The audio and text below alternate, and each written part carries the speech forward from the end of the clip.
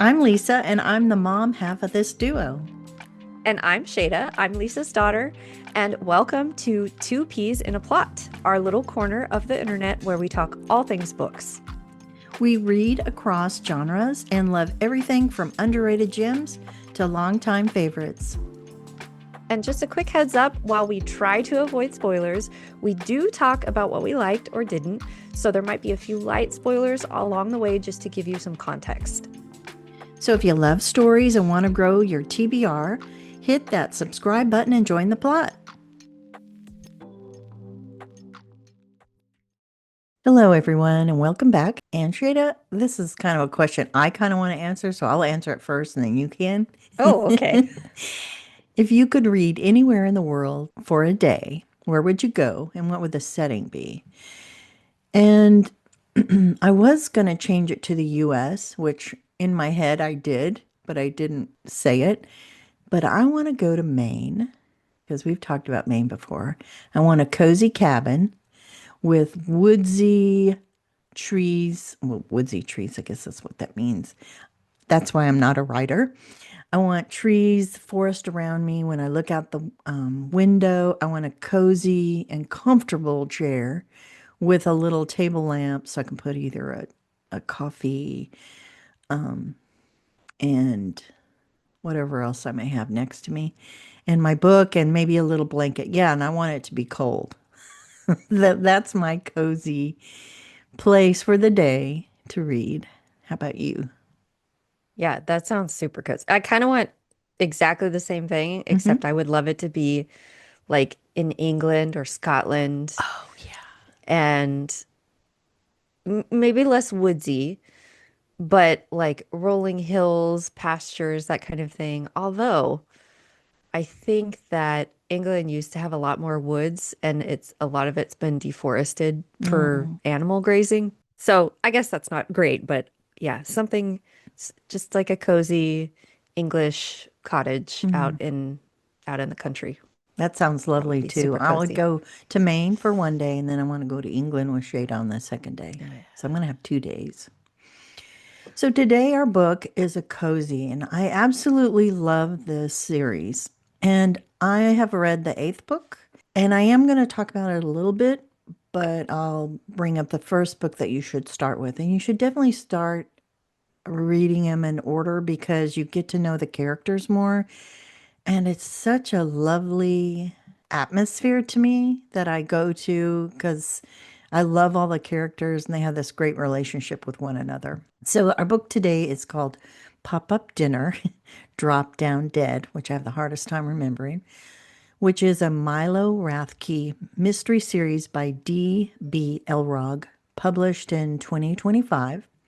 I get the series through Kindle Unlimited, and you can always purchase the books. This is the eighth book in the series, and I have loved all the books and look forward to a new one each year. I think it's a husband and wife team. And again, I'm not going to go into too much detail for this book because it is the eighth in the series, but I just wanted to bring attention to the series if you haven't read it because it's just really a lovely series. And the first book in the series is Great Party! Exclamation, sorry about the murder. And because it was so long ago that I have started the series, I'm going to read a description from Goodreads on the first book in the series. And it doesn't really describe it, but this is kind of what it's about. James Bonner is murdered in his office after his New Year's Eve party, and the party is at their mansion.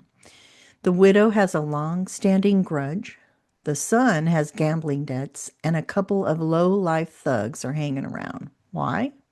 Is it the kid's gambling debt or something more sinister? One time cop turned private eye Milo Rathke just had his life turned upside down. That's why he was invited to the party. And that's why he talked with the soon to be corpse. And that's why the cops want him in on the investigation. Mary Alice, it was a great party. Sorry about the murder.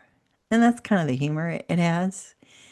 And I just fell in love with him, and his life changes in the first book because he inherits a mansion with Sutherland is his name and $15 million. And he lives by himself. He had an apartment above a bakery, I believe. And they just bring out the best in one another. And you get to really know Sutherland. And this is going to be kind of strange. Sutherland's dad knew Milo because Milo's mother was, I believe, a maid at the mansion that Sutherland lives in.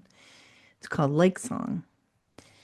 So that's why Milo gets is involved in the inheritance because he knew the person who passed away, which is Sutherland's dad. Anyway, they were kind of close. And the house that Milo moves into with Sutherland is called Lake Song. And that you get to love the house just as much because it has these secret and hidden spaces that you learn about in each book.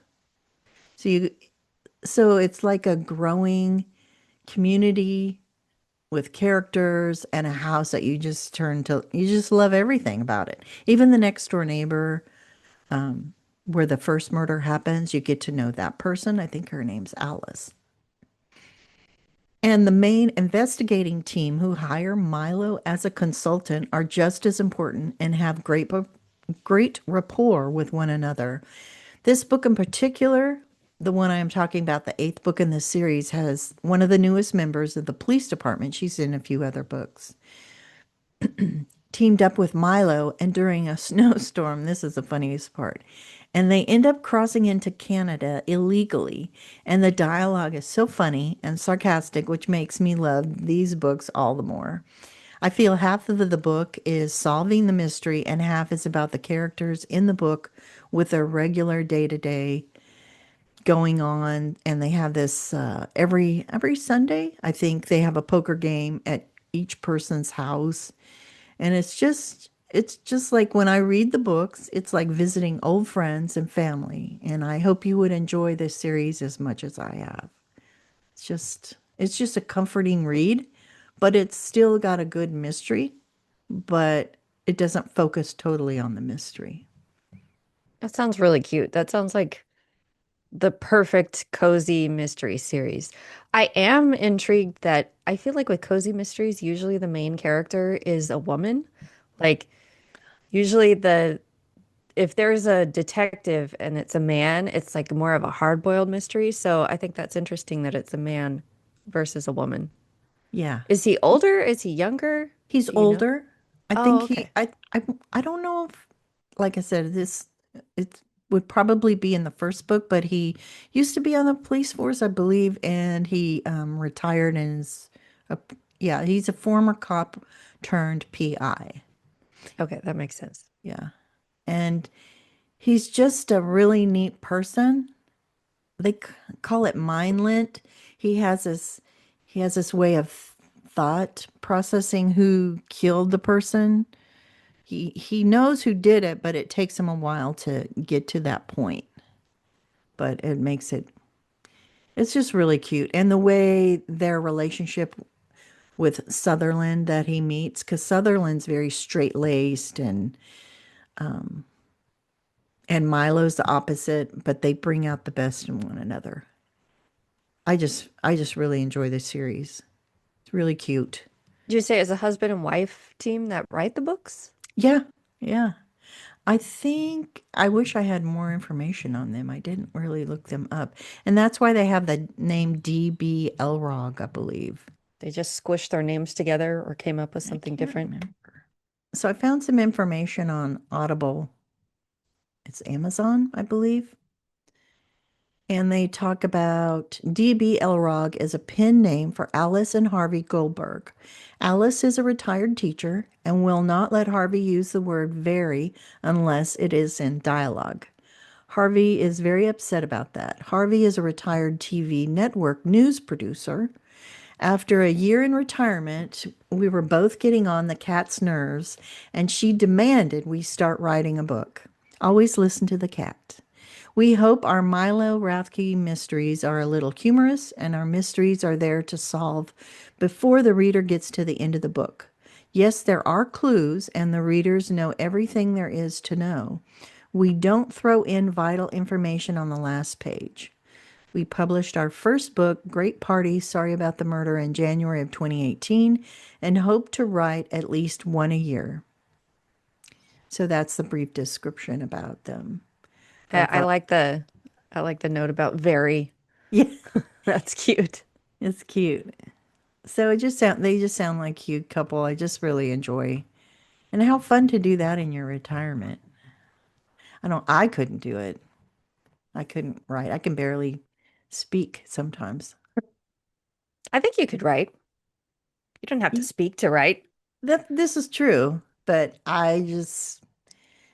I'm amazed at people who can put the words together to tell a story. Just fascinates me. Anyway, if you can pick up this book, it's just a lovely read.